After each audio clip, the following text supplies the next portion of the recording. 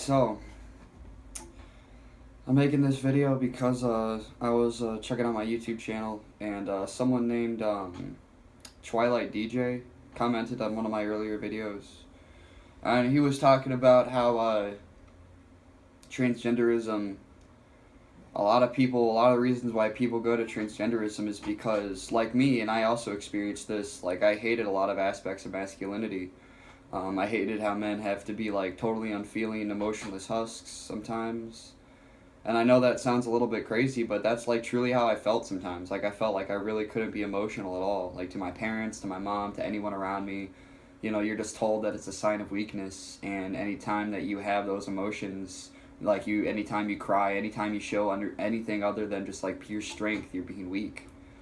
And that kind of influences your mental aspect too, because then you see all these people around you and you consider them weak because you're weak and you're doing weak things, and all these other people are doing weak things, so they must be weak too. And then you just start to build this superiority and inferiority complex. And then but then like I realized that was kind of fucked up, but like at the same time there wasn't anything I can do about it, and it was true to me at the time. Like it was true that men have this like really shitty role in society.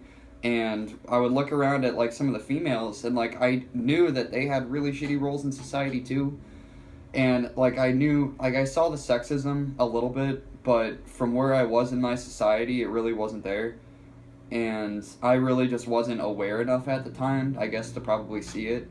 So from what I was aware of, talking about like high school and after that and stuff, I just guess I didn't think about it at all. So I was really just kind of focused on all the good things that women had, and I really wanted that feminine energy, because like women could be emotionally free. Women didn't have the same kind of societal thing among themselves where like if a woman cries, like other women are gonna come and help her out. They're gonna, at least that's what I would think. I mean, maybe that's not instantly true for everyone, but it's definitely much more true of a situation to happen compared to then a bunch of guys coming over to help you out. A bunch of guys that you have no idea who they are.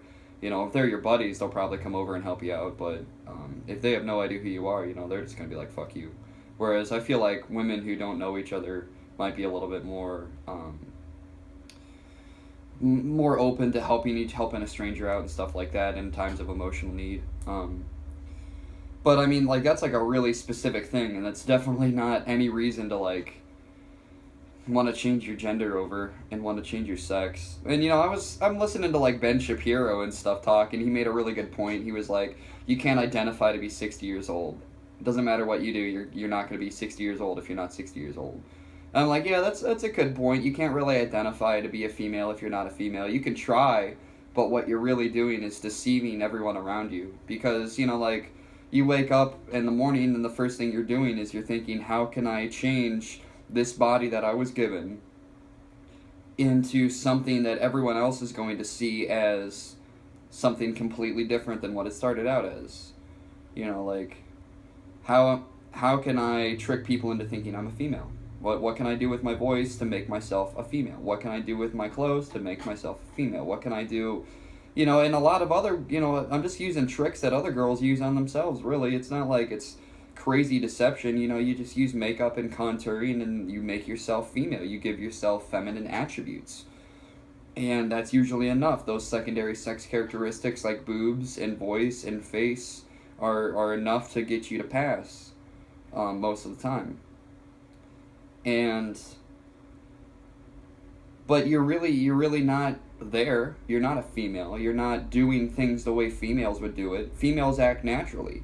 They're acting naturally. You're not acting naturally. You're acting from a sense of acting constantly.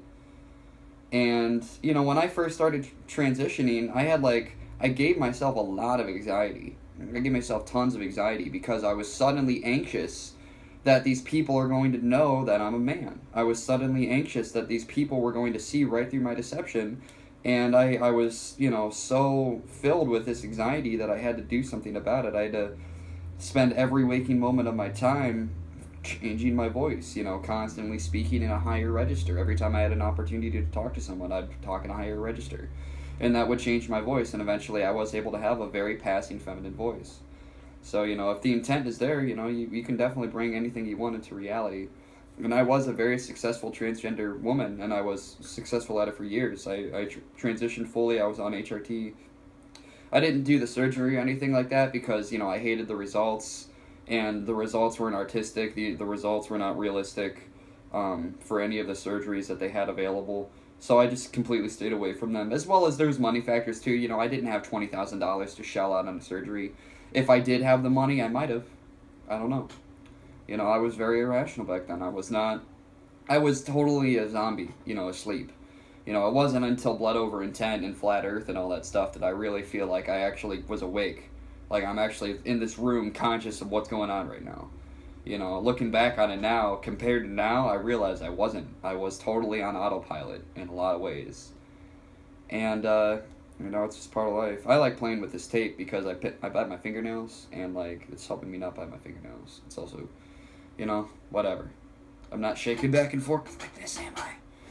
So, but, I wanted to talk about the whole transgender thing, another time real quick on YouTube and just kind of bring up some points because it's it's a very interesting thing. There's so many facets to it, and there's so many reasons behind how you start developing this dysphoria. I had tons of stuff with my father and my mother and stuff to deal with it too.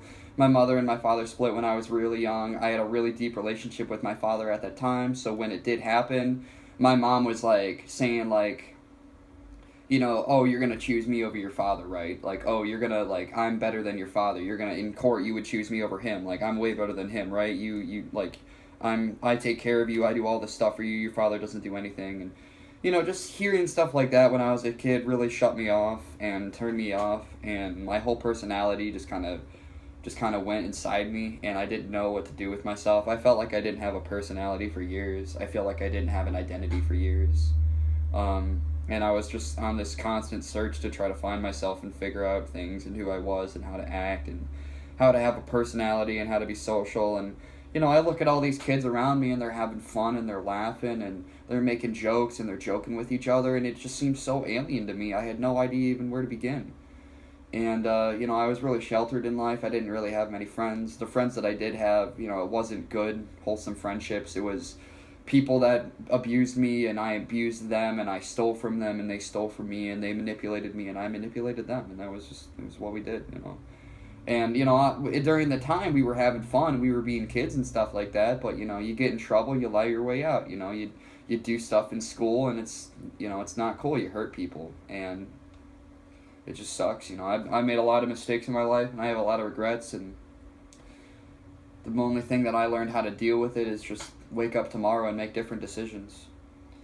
But, just realize that a mistake is only a mistake if you don't do something to correct it. But,